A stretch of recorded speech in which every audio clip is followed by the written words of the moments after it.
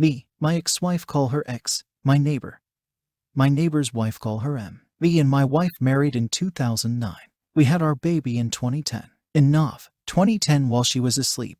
A message pooped on her phone and was a flirty message. I checked on her phone and it was from our neighbor. I went through every single message, which included sexting, sharing nudes, and even had planned meetups at hotels. This was going on from the first week into our marriage. I felt like my world crumbled in front of me. I took screenshots of every message and saved on my phone. Next day I contacted M and let her know about the affair. They were married for 4 years and had their first baby almost exact same time as we had ours. I confronted my wife and told her that I am going to give her divorce. She started crying and everything else, but I did not consider it. I also did paternity test on our child because the affair timeline was same as conception date. After 2 days, when I come home from work, our baby was crying in our bed and X was nowhere to be seen. Then I found a letter of her telling that she did not love me and she had left with AP and to not contact them. I knew this was coming, but I didn't believe that a mother can leave her child alone and can run off with her lover. I then went to M's house. She had received same letter by her husband. I felt sorry for her as she was going from postpartum depression, had her baby just a few months ago and was left alone. Also, paternity test result came back and he was my son. I tried to contact X family, but they also didn't know where she was and was shocked by her behavior. Her father even said that if she ever came back, she would not be allowed to enter their house. They basically disowned her. Elle was very supportive. She began coming to my home to watch kids and even breastfed both of them. As time passed, we were like family. My son called her mom and had known only her as mom.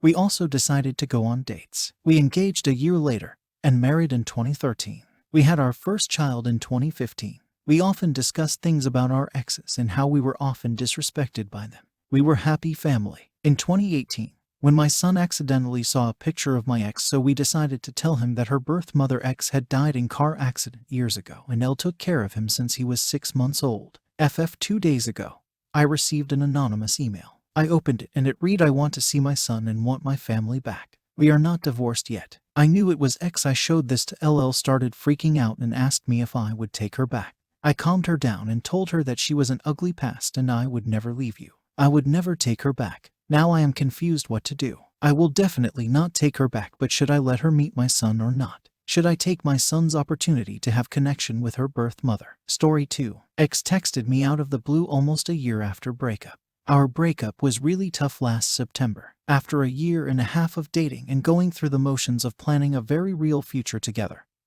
she dropped me like a sack of shit and treated me awfully on the few brief interactions we had during and after the breakup. I felt like a total write-off. I decided to work through it and mourn the best I could, try to improve myself to recover. I quit drinking alcohol entirely, got in great shape, rebounded from the loss of a great job, and though I'm not dating, I feel like I've grown considerably. Just trying to focus on being patient, grateful, and a bit more in tune with my spirituality. It hasn't been perfect, but I think I'm doing okay all things considered, especially coming out of the pandemic winter and dealing with the untimely death of a very dear friend at the same time. Last week, out of the blue, my ex texted me and told me she'd been thinking of me. She was acting as if nothing had ever happened and being very nice. I was thrilled to hear from her and had a brief exchange of a few messages. I ended up telling her if she could get free and wanted to catch up, she should let me know.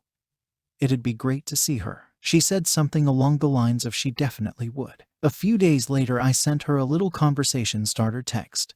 Nothing too important.